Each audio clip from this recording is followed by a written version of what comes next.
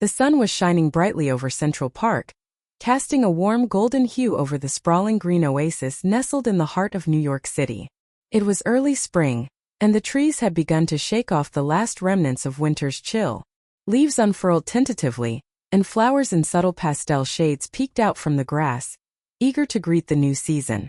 Families and tourists filled the park's paths, filling the air with chatter, laughter, and the faint scent of freshly baked pretzels from nearby carts. Joggers paced steadily past, some lost in music streaming through their earbuds, others greeting familiar faces as they passed. Amara Johnson walked along the gravel pathway that curved gently beside the lake. She wore a light denim jacket over a soft gray sweater and jeans that had seen better days but were carefully mended at the knees. Her brown skin glowed softly in the afternoon light, and her dark, curly hair was pulled back loosely with a scrunchie. Her eyes, deep and thoughtful, surveyed the scenery with a quiet appreciation. She wasn't just enjoying the park. Amara was taking a rare moment for herself. Between her two jobs, one as a library assistant downtown and another as a community advocate at a nearby shelter, days blurred into one another. She cherished these moments where the city's frantic pulse slowed down, where she could breathe and feel, if only briefly, unburdened by the world's expectations. Nearby, a group of children chased one another around a playground, their shrieks of delight piercing the air. Amara smiled softly at their innocence, a stark contrast to the heaviness she often carried from her day-to-day life. Not far ahead, a little girl with golden curls bounced along, tugging on the hand of a middle-aged woman dressed smartly but distractedly checking her phone. This was Emily Harrington, the 6-year-old daughter of Richard and Lauren Harrington, two of the city's wealthiest and most influential figures. Their towering brownstone in the Upper East Side was the stuff of real estate legends, an emblem of privilege and power. Yet here in the park, Emily's bubble of safety seemed thin and fragile. Emily's nanny, Mrs. Carter, was supposed to be watching her every step, but today, as she scrolled through messages on her phone, her attention was diverted, her grip on Emily's hand loose. The little girl's curiosity got the better of her. She slipped away, giggling, toward a cluster of bushes near the footpath. Amara noticed this, her brows knitting with concern. She knew all too well how quickly moments of distraction could lead to disaster. Suddenly, a sharp, guttural growl shattered the peaceful afternoon. From behind the bushes burst a large German shepherd, its muscular body taut with aggression, eyes locked on Emily like a predator honing in on prey.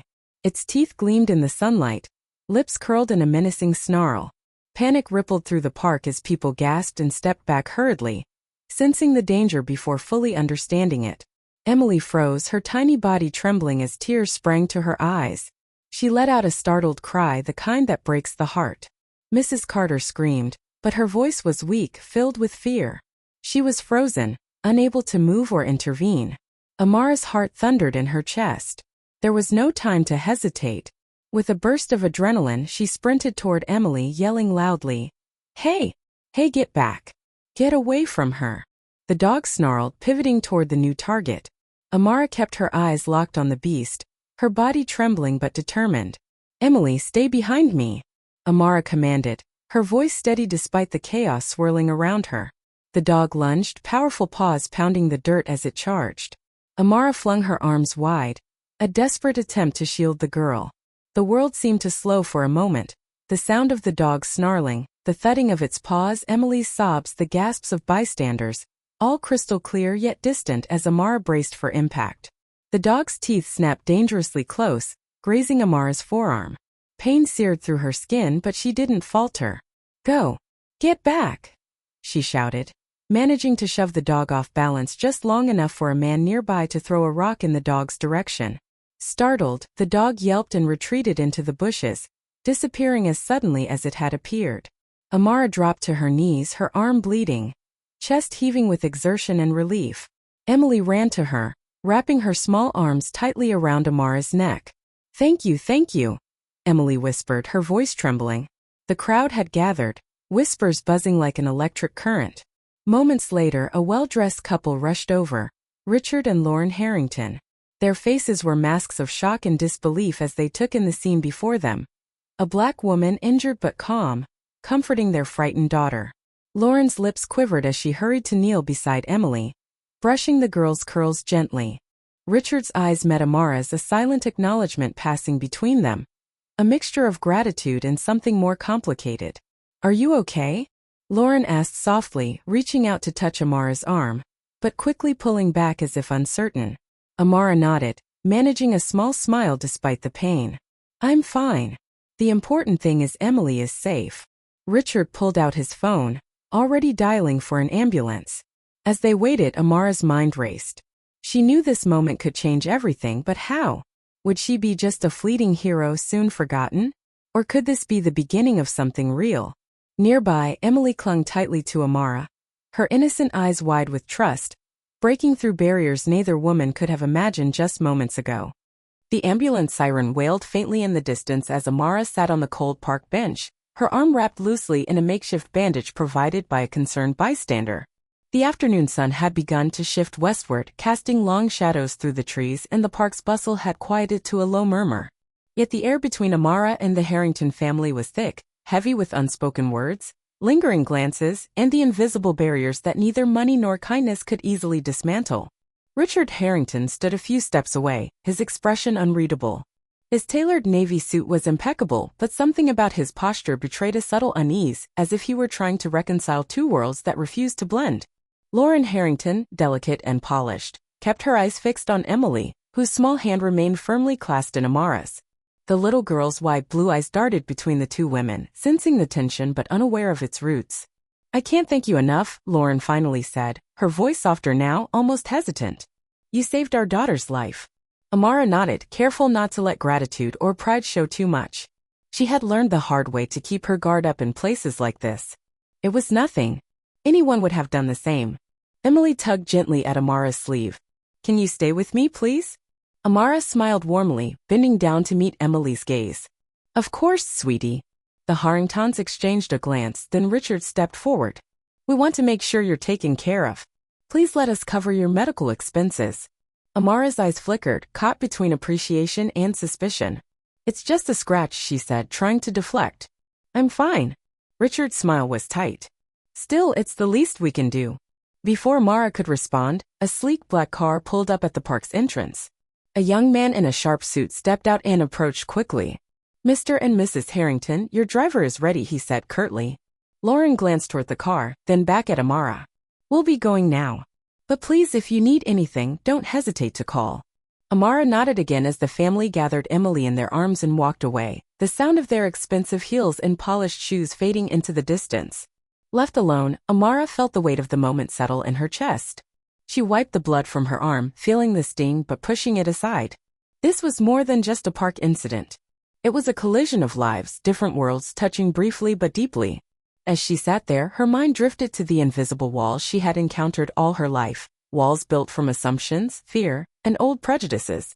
The Harringtons' gratitude was real, but it was wrapped in layers of complexity. The next day, Amara's phone buzzed. It was an unknown number. Hello, she answered cautiously. Ms. Johnson? This is Sarah Thompson from the Harrington family office. Mr. Harrington asked me to reach out and invite you to lunch tomorrow. They want to personally thank you for what you did. Amara hesitated. Accepting meant stepping into their world, a place of privilege she had always avoided. But the invitation also promised something rare, a chance to break down those walls, to be seen not just as a stranger in the park, but as a person. All right, she said after a moment. I'll come. The next day, Amara arrived at the Harrington estate, a grand brownstone with polished marble floors, ornate chandeliers, and windows that gleamed like mirrors. The air smelled faintly of fresh flowers and expensive perfume. Lauren greeted her warmly, leading her into a sunlit dining room where Richard waited, a rare softness in his eyes. Over lunch, conversation flowed cautiously at first, weather, local news, polite inquiries. But soon, the barriers began to crumble. Lauren spoke about their daughter's curiosity and how this incident had shaken their family. Richard shared stories of his childhood, his struggles with expectations, and a surprising vulnerability that few ever saw. Amara listened, sharing pieces of her own life, her work, her dreams, and the challenges of living between two worlds. By the end of the meal, something unspoken had shifted.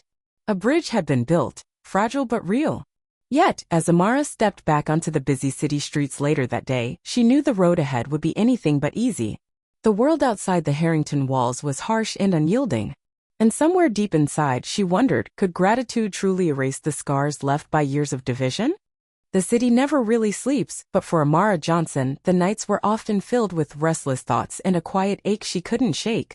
The memory of that afternoon in Central Park, the dog's snarling teeth, Emily's terrified face, and the weight of the Harrington's gaze, haunted her mind as she sat in her small apartment overlooking a narrow alleyway. Her modest home was a stark contrast to the Harrington estate. Faded wallpaper peeled in one corner, and a single lamp cast a soft glow over piles of books and papers scattered across the worn wooden table. Here, she was far from the glittering world of wealth and privilege, surrounded instead by memories of her upbringing in Brooklyn and the community she fought so hard to serve. That evening, her phone buzzed again. This time it was a text from Lauren Harrington. "Thank you again for coming today. Emily hasn't stopped talking about you. We hope this is the beginning of a friendship." Amara stared at the message, her fingers hovering over the screen. Friendship? Could there truly be a place for her in their world? She wanted to reply but found no words that felt right. Instead, she turned off the phone and sat back, eyes drifting to a framed photo on the wall, a picture of her mother and her as a child, smiling wide and carefree despite life's challenges. That was the woman who had taught her resilience, who had shown her the strength and kindness and the power of standing up when it mattered most. The next morning brought a surprising invitation, an event at the city's prestigious Metropolitan Museum of Art hosted by the Harrington Foundation. It was a gala aimed at funding community programs, a cause Amara cared deeply about. Lauren's message was clear: "We would be honored if you join us." Amara hesitated. She was unsure if she belonged among the elite crowd that would gather in the glittering halls. But the thought of making a difference, of bridging worlds, won out. That evening, she dressed carefully in a simple but elegant dress borrowed from a friend. As she arrived at the museum, the grandeur of the building overwhelmed her: the soaring ceilings, the marble floors reflecting sparkling chandeliers, the polished guests moving with practiced ease. Among them were the Harringtons, radiant in their tailored suits and gowns. Richard greeted her with a warm smile, Lauren with genuine delight. "Amara, you look wonderful," Lauren said softly. Throughout the night, Amara found herself drawn into conversations she never thought possible. She spoke with artists, philanthropists, and community leaders, sharing stories and ideas. The crowd listened, intrigued by her passion and honesty. But beneath the surface, subtle glances and whispers reminded her of the invisible lines she still crossed. Not everyone welcomed the idea of someone from her background standing beside the Harrington name. Later, during a quiet moment on a balcony overlooking the city lights, Richard approached her. "Amara," he said quietly, "there's something I need to confess." She turned, curious but cautious. "My family's wealth, it's a complicated legacy. Privilege often hides pain and mistakes. I want you to know your courage in the park, it challenged more than just a moment of danger. It made me see things differently."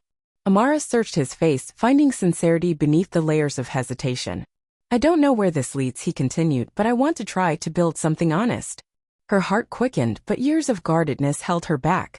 "I appreciate that," she said carefully. "But trust isn't given lightly." As the night deepened, so did the unspoken connection between them, a fragile thread weaving through the complexities of race, class, and human dignity. Back in her apartment, Amara couldn't sleep. She thought about Emily's innocent smile, the Harringtons' invitation, and the shifting shadows of her own dreams. Change was possible, but it demanded courage from all sides. Would this fragile hope survive the world outside the museum's glittering walls? Only time would tell. The morning sun broke through the cracks in Amara's curtains, casting golden streaks across her modest apartment. She sat at her small dining table, sipping coffee, staring blankly at the community newsletter she had been working on all night. Her phone buzzed incessantly, messages from volunteers, updates from city council contacts, and yet another invitation from the Harringtons to attend a high-profile fundraiser. It had been a month since the gala, and life hadn't slowed down. If anything, it had become a tangled web of demands, expectations, and choices that left Amara drained yet driven. The Harringtons' donation had jump-started a wave of interest in the community center, and suddenly, her quiet advocacy work had become a hot topic in news segments, local blogs, and even talk shows. But not all attention was welcome. At the corner store near her apartment, Amara overheard two women whispering as she walked by. "That's her, right? The one from the park." "Yeah. They say she's in with the Harringtons now. Guess saving a rich kid gets you a golden ticket." The words cut deep, slicing through her sense of purpose like a blade. The idea that her work could be reduced to opportunism gnawed at her. Amara had always fought for her community, not for a seat at someone else's table. And yet, that table now beckoned her, promising resources and influence she could never have imagined before. Her phone buzzed again. This time it was a message from Richard Harrington. "Lunch at the club today?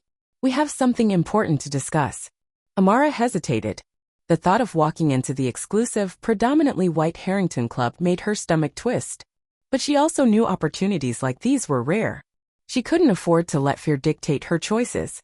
The club was everything she had imagined: gleaming marble floors, polished brass fixtures, and an atmosphere that whispered old money. Eyes followed her as she walked through the lobby, her presence like a stone dropped into still water, sending ripples through a sea of tailored suits and manicured smiles. Richard and Lauren sat at a corner table, waving her over. Lauren's smile was warm, but there was a tightness in her eyes that Amara couldn't quite place. "Amara, so good to see you," Richard greeted, standing up as she approached. They exchanged pleasantries, but as soon as they sat down, Richard leaned in, his voice low and urgent. "We've been getting some pushback," he admitted, glancing around as if the walls had ears. "Some of our board members are worried about the optics of our partnership. They're concerned about the politics of it all." Amara's stomach churned. Politics. That word had become a convenient shield for the discomfort of privilege. Lauren reached out, placing a gentle hand on Amara's. "We want to keep supporting your work. We believe in what you're doing. But we have to be careful. Appearances matter." Amara swallowed her anger, nodding politely even as her mind raced. She knew what they were really saying. Don't make us look bad. Don't push too hard. Don't remind us of the things we'd rather not see. That night, as she walked home alone, Amara's phone buzzed again. This time it was a message from an unknown number. "Know your place, Amara." The words sent a chill down her spine. She looked around, suddenly aware of the shadows stretching across the street. Was someone following her? Was she being watched? Fear mixed with determination, stealing her resolve. The following week, Amara threw herself into her work with renewed vigor. She met with city officials, organized neighborhood cleanups, and hosted a community forum to discuss issues of racial inequality and access to education. Yet the tension was ever present: subtle whispers at events, polite smiles that didn't reach the eyes, and the unspoken question lingering in every interaction: does she belong here? Emily's family, too, began to feel the strain. At a private dinner party, a guest remarked pointedly, "It's lovely what you're doing with the community center, Lauren. Very charitable of you." Lauren bristled, her smile forced. Richard's jaw tightened. They both understood the undertone. Charity is fine, as long as it doesn't challenge the status quo. Emily, sensing the undercurrents, became quiet and withdrawn. One afternoon, she asked her mother, "Why do people act weird when Amara's around?" "She's nice. She helped me." Lauren hesitated, unsure how to answer. "Sometimes people are afraid of what they don't understand, sweetheart." Meanwhile, Amara faced mounting criticism from within her own community. At a neighborhood meeting, an elderly man named Mr. Carter spoke up. "We've been fighting for years, and now she wants to cozy up with the people who ignored us all this time? What's her angle?" Amara felt the weight of the room's eyes on her. She stood, voice steady but passionate. "My angle is simple. I want better for all of us. If that means working with people who have power, then I'll do it. I won't apologize for trying to build bridges." Her words hung in the air, a challenge and a promise. One evening, as Amara sat on her stoop, Emily approached, holding a small drawing she had made. It was a picture of Amara standing tall, holding a heart in her hands, with the words, "Thank you," written in bright colors.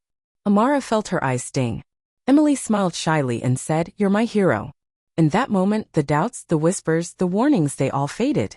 Amara knew this was bigger than her. It was about the kids, the families, the future. And she wasn't going to back down. But as the sun set, she also knew the road ahead would be long, hard, and filled with battles she hadn't yet imagined. The city skyline glowed like a scattered constellation as Amara walked home late one evening, the chill of the night air biting at her skin. She wrapped her coat tighter, her mind racing.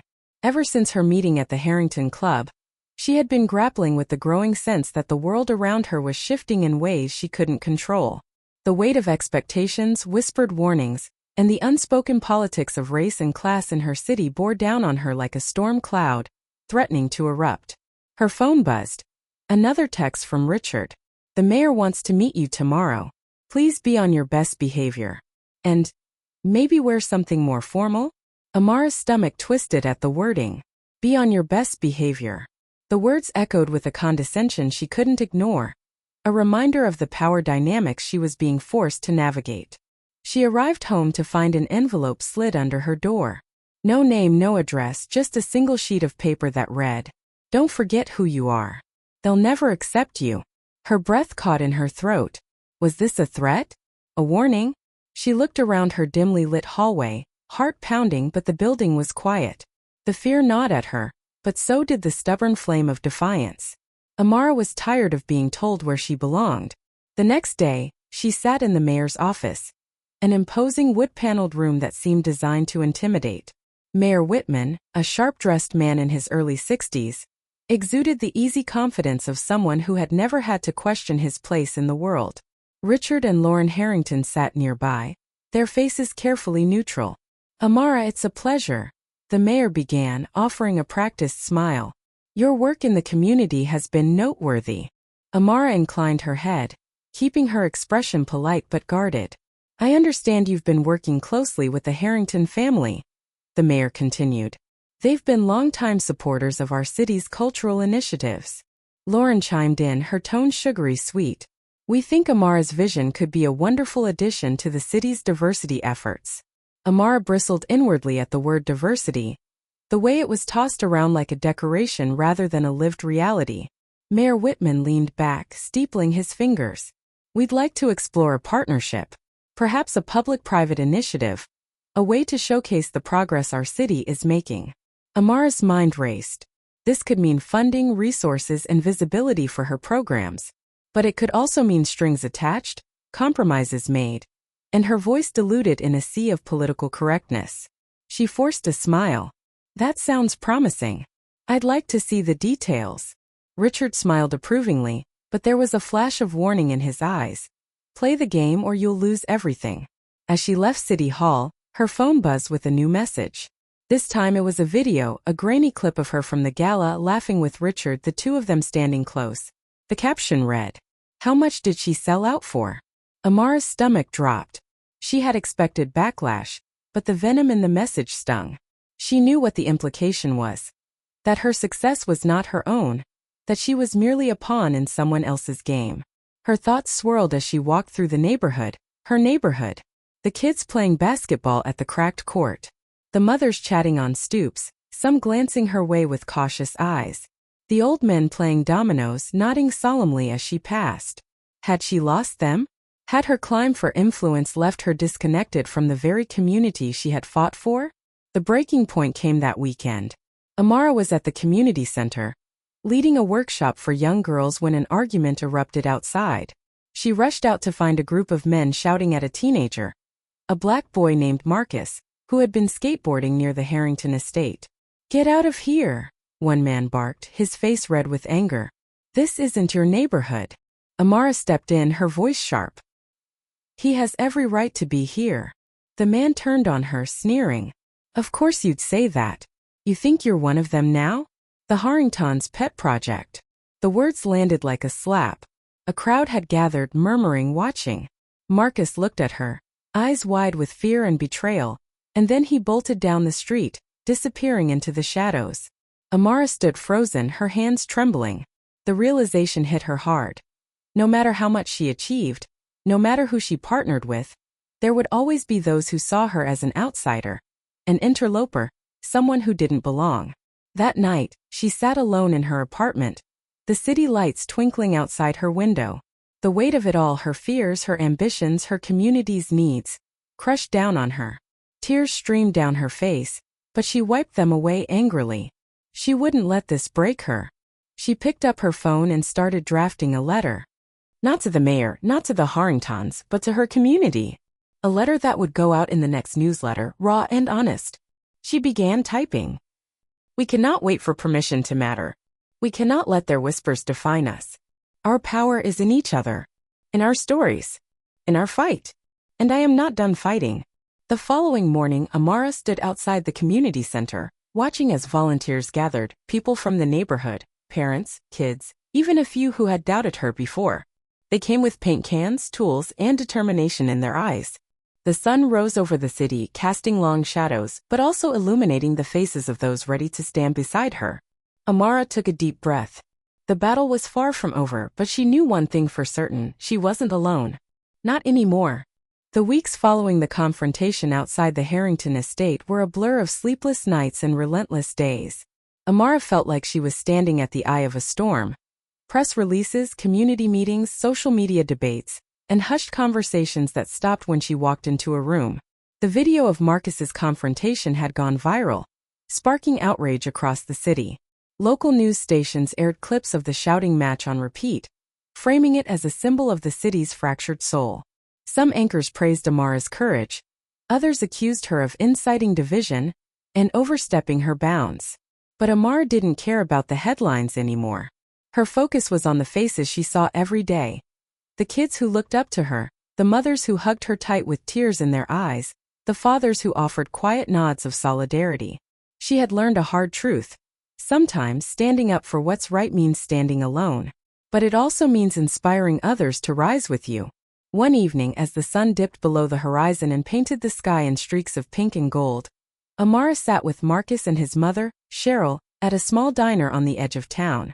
The place smelled like fried chicken and fresh biscuits, the air humming with quiet conversation. "I'm sorry, Ms. Amara," Marcus said quietly, staring down at his plate. "I shouldn't have run that day. I should have stayed." Amara reached across the table, gently placing her hand over his. "No, Marcus. You did what you needed to do to stay safe. That's never something to apologize for." Cheryl wiped a tear from her cheek. "We're so proud of you, baby. And of you too, Amara. I just don't want him to grow up thinking this world will never accept him." Amara's heart ached at the pain in Cheryl's voice. She looked at Marcus, his eyes wide and full of questions, and she made a silent promise to herself: "I won't stop fighting for you." The next day, a community rally was held outside City Hall. Amara had debated attending. There were threats, rumors swirling, people warning her to stay away. But she knew in her heart that she had to be there. The square was packed. People held signs that read "Justice for Marcus, Black Lives Matter," and "We belong here too." The Harringtons, to Amara's surprise, were there as well. Lauren in a tailored pantsuit, Richard looking slightly uncomfortable but determined. Even the mayor had shown up, flanked by his aides, though his expression was unreadable. Amara stepped onto the makeshift stage, the crowd's energy buzzing in the air like static. She took a deep breath and spoke into the microphone, her voice clear and unwavering. "Today isn't just about Marcus," she began. "It's about every child in this city who's been told they don't belong. It's about the mothers who worry every time their sons leave the house. It's about the quiet battles we fight in boardrooms, classrooms, and on street corners. It's about dignity. It's about justice. And it's about time." The crowd erupted into cheers, some raising fists in the air. Amara felt tears prick her eyes, but she blinked them back, standing tall. Lauren stepped forward, taking the mic for a brief moment. "Amara is right. And as a city, we need to do better. The Harrington Foundation is pledging $5 million to support youth programs and community initiatives, because we believe in this city, and we believe in the power of standing together." The announcement sent a ripple through the crowd. Some cheered, others murmured in cautious disbelief. Amara glanced at Lauren, their eyes locking in a moment of silent understanding. It wasn't a perfect solution. It wasn't a full repair. But it was a step. That evening, Amara walked home through the quiet streets of her neighborhood. The scent of honeysuckle drifted on the breeze, and the sound of children laughing echoed from a nearby yard. Her phone buzzed with a new message from Marcus. "Thanks for standing up for me. I want to help with the next community cleanup. Let me know when." Amara smiled, her heart swelling. As she reached her building, she noticed a small package on her doorstep. Inside was a simple necklace, a silver chain with a charm shaped like a phoenix. A note accompanied it, handwritten in careful script. "You rose from the ashes. Don't stop soaring." She didn't recognize the handwriting, but she didn't need to. The message was clear. Months passed, and the city slowly began to change. The Harrington Foundation's donation sparked more contributions, and community programs flourished. Marcus became a youth ambassador, speaking at schools and sharing his story. Amara continued her work, expanding her reach, mentoring the next generation of leaders. The scars of that summer remained, but they became reminders of what had been overcome, not what could never change. And as Amara stood on the steps of the community center one crisp autumn afternoon, watching a group of kids paint a mural that read "Together We Rise," she felt something she hadn't felt in a long time. Hope. She knew there would still be battles ahead, but she was ready. Because she wasn't just fighting for herself anymore. She was fighting for Marcus. For Cheryl. For every kid who had ever been told they didn't matter. And for a future where they all did.